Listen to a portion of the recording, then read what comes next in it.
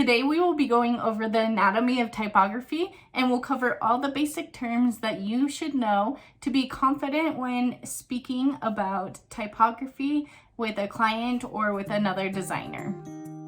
My name is Angela and I'm a visually impaired designer. The first three terms really go together. They are lines that help guide us to know where letters should be going, and it will help us throughout the rest of all these other terms. So the first one is a cap line. This is an imaginary line that goes across the top of an uppercase character. The second term is the baseline, and this is an imaginary line that goes across the bottom of uppercase characters. You will notice that there are some letters here that go beyond the baseline, but we'll cover that term later.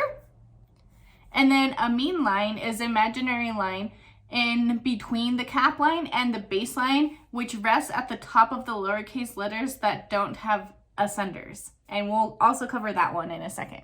The X height is the distance between the baseline and the mean line. And this term is used a lot to describe lowercase letters. The way you can remember that it's called an X height is it literally measures the height of an X when it comes to a font, because the X rests at the top of the mean line and then goes to the baseline. The cap height is the distance between the baseline and the cap line, and that determines the height of a capital letter. Next we have ascenders, and this is a lowercase letter that extends above the mean line. Some examples of an ascender would be a B, a D, a F, a H, a K, a L, and a T. I'm showing here some examples of a T where the font I'm using, Garamond, kind of has an ascender, but it's not really. And then I have a sans serif font next to it where it shows a good example of a T being a true ascender. The next term is a descender, and this is a lowercase letter that extends below the baseline. So some examples of a descender is G and J, P, Q, Y. And here I'm showing a Z in the Garamond that I'm using. However, it's not a descender, but in some fonts, like a script font, a Z can be considered a descender. So it just varies from font to font. So these are terms that we need to learn, and then that way we can talk about specific fonts when it comes to these terminologies. Next we have a counter, and that is the area of a character that is entirely enclosed. So the most basic example I'm showing here is an O. It's the inside part of the O that's fully closed off, and some examples of that would be the negative space at the top of an A, the two little holes in the B, the D, an O, a uppercase P, a Q, the space in the R, and then some lowercase examples would be the A, B, D.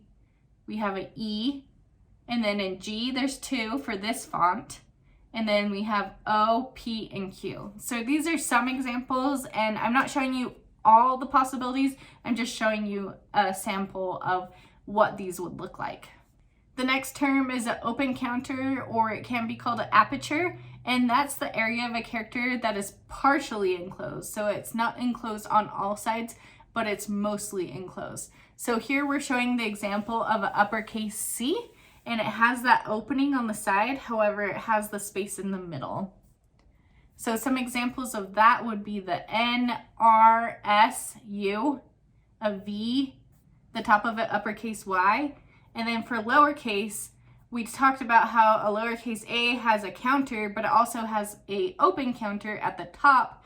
And then we have a lowercase c, a E also has both. Then we have H, a lowercase k, M has two, and then an N. The next term is a bull, and this is the curved stroke that creates a counter or open counter.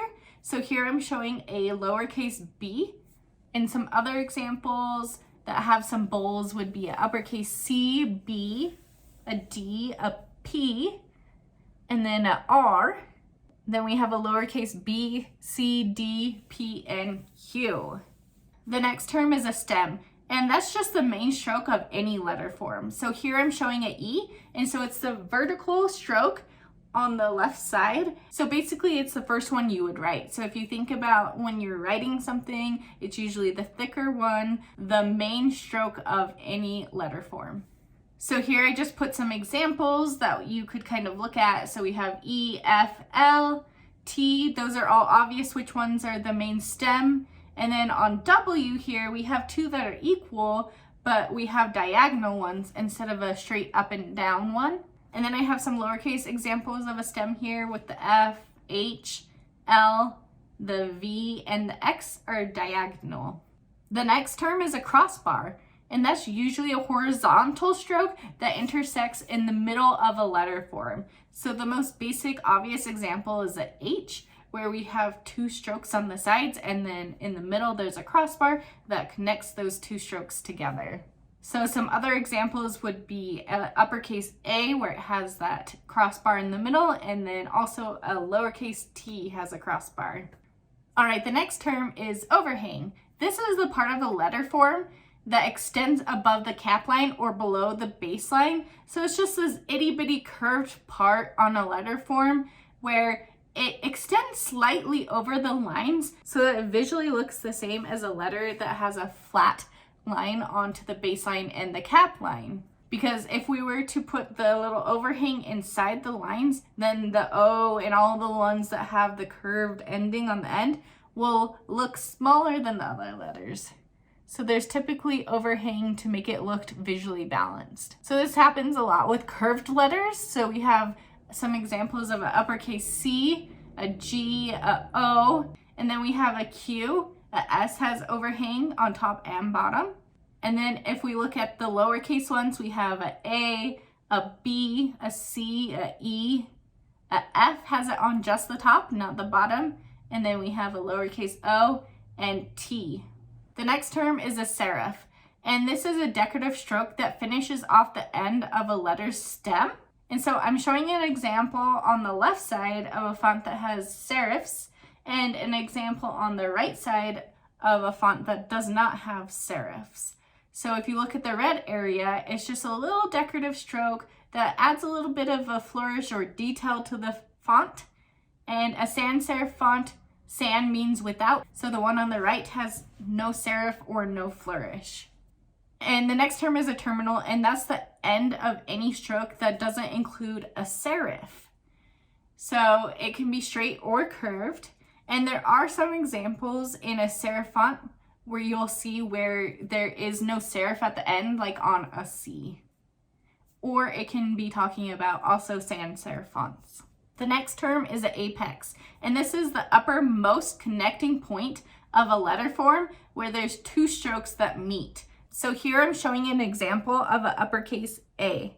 Some other examples would be a M, a W, and that would be referring to not the bottom of them, but in the middle where two strokes combine, that would be an apex. A lowercase w, a X, that would be also in the middle, and then a lowercase x. Now the opposite of that is a vertex. That's the point at the bottom of a character where two strokes meet. So here I'm showing a V with a vertex. Some examples of a vertex would be with the M, where it comes down in the middle, that's a vertex. Then we have an N, W, V, and then lowercase w and V. The next term is an arm, and this is the horizontal stroke that connects to the stem on only one side.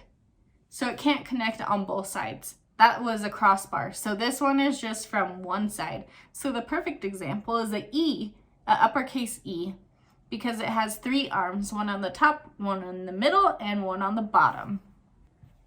Some other examples with an arm would be an uppercase F and then an uppercase L.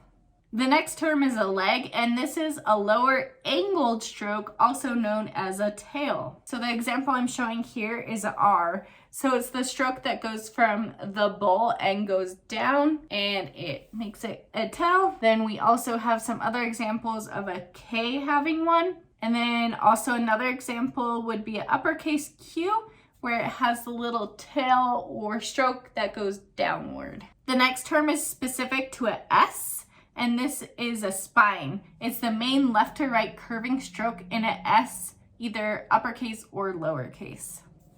So it's the middle part of the spine where it curves. The next term is a shoulder, and that is the curved stroke on top of a letter form where it curves and just kind of sits there, similar to like a shoulder would on a body. Here I'm showing an example of a lowercase n, a lowercase h also has a shoulder, and then a lowercase m has two shoulders. The next term is a foot, and this is the part of the stem that rests on the baseline. So here I'm showing an uppercase H. So an example of some letter forms that have foot would be a F, a M, a N, a uppercase T, and then we have lowercase f, I, L, and R. The next term is a crotch. The crotch is the inside of an inner angle where two strokes and a character meet. So the example here is a V. So at the base, we talked about how there's a vertex at the very bottom, and then the area just above that is called the crotch. Some examples that have crotches is a W, a V, the middle of a Y, that's uppercase, and then we also have it in the lowercase y, the lowercase x, V, and W. The next term is a joint, and that is the point where a stroke connects to a stem. So here I'm showing the example of an uppercase E, where we have the main stem and then the three arms that extend. So the joint is where those combine together. The next term is a tail, and this is a descending, often decorative stroke. So the example I'm showing here is uppercase Q, where we talked about how the line goes down and it looks like a tail. Some other examples would be a K when it has that vertical downward movement, an R, and then lowercase letters consider the descender as a tail as well. So we have a J, a P, a Q, and a Y. I added a G here. I wouldn't consider this a tail, but I put it on here because in some fonts it would be. The next term is my favorite term. I just love this word. It's a tittle, and a tittle is the dot on top of a letter form. So the two times you'll see a tittle is the dot on top of an I or a J. Isn't that such a fun word? That doesn't cover all of the terms when it comes to the anatomy of typography. These are the basics, and these are the ones that are essential for you to know how to talk about typography. If you did find this video helpful, please give this video a thumbs up so I know you liked it and so that I can put out more content like this one. Don't forget to subscribe to my channel below and turn on the notification bell so you can see more videos like this one and we can do more learning together. I also have a video with basic terms to know if you want to be a graphic designer, so I'll put that video here for you to watch next. And I hope that you all have a fantastic week. See you in the next one. Bye!